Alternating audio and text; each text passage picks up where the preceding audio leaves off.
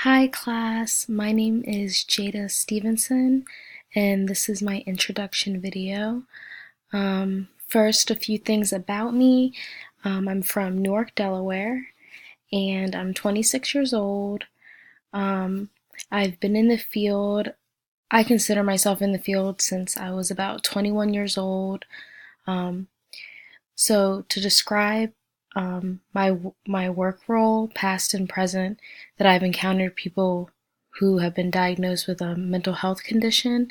When I was 21 years old, I started out in a group home facility. It was a group home and a school combined, and I started out there as it was called a community living specialist, and basically it was like a direct support staff, but that's what they called it there. So that was my first experience in the field. I was still getting my undergrad degree. I hadn't even graduated yet, and I got in there because I wanted experience and to dabble in a few things and see what population I wanted to work with. At this particular um, group home setting, um, I worked with people with intellectual and developmental disabilities, and they went as young, they ranged from as young as like 10 years old to 60. And basically, I would take care of them in the home, or I would be a support to them in the home. And as well as in school, I'd be like a teacher's aide or like a para in the classroom. So it was kind of like I got to see both sides of it. I was there for about a year and a half, and then an opportunity came up at the hospital that's here. It's called Christiana Care here, and I started there as something that was called a crisis monitor or a safety companion, and it was similar. It's kind of like a tech, but I only dealt with the as I guess they would be called psych patients. Sorry for the glare in my glasses. I'm trying to like get rid of it, but anyway. So there was mainly psych patients. Pretty much anyone who would come into the ED, and nurses and doctors felt like they weren't safe to be by themselves and they needed one-on-one assistance at all times. So it could range from people with schizophrenia, bipolar disorder, who were like in a manic phase. It could be people with just dementia, people going through alcohol withdrawal. I don't know if any of you are familiar with alcohol withdrawal, but it's pretty intense. So I had a lot of alcohol withdrawal patients. Also, just coming in on other substances, brain injuries, just you name it, just anyone who was considered who could be a danger to themselves or other people. That was my job, was to protect them, aid them, assist them. Just be and I don't know how I forgot this, but a lot of my patients were had attempted suicide but survived. So I got a lot of it was called suicidal ideations, or people who just felt like they were going to harm themselves. I had a lot of patients like that. And those patients just really needed someone to just talk to and listen to them. So I worked at the hospital for about 2 years. And then I found an opportunity with a company called NHS as a family-based therapist.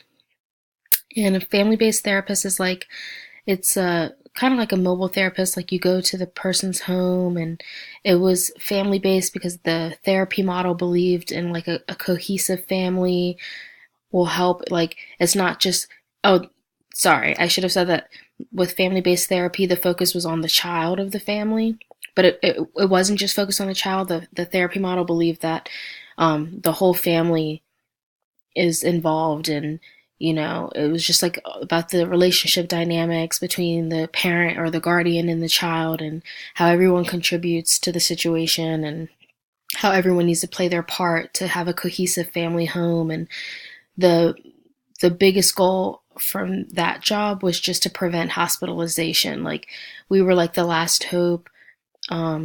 If the child didn't succeed with us, then the next step was probably hospitalization. So I did that for about 6 months, and it was great, but it just interfered too much with. I went to another school to try to get my MSW. I started out at a different school, and it was like an only in class kind of school, and it, it just wasn't working out together. And this job was all the way in Pennsylvania, like Downingtown, Coatesville, Exton. I'm all the way in Newark, Delaware. So trying to do that job and then make it to class on time, and it was just insane. So unfortunately, I did leave that. I wound up leaving both.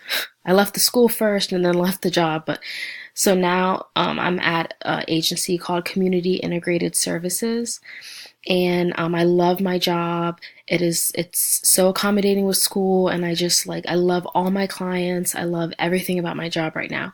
So what I do now is I'm more of like a case manager. It's called an employment training specialist, but it's basically a case manager or a social worker. I help people with intellectual and developmental disabilities find employment.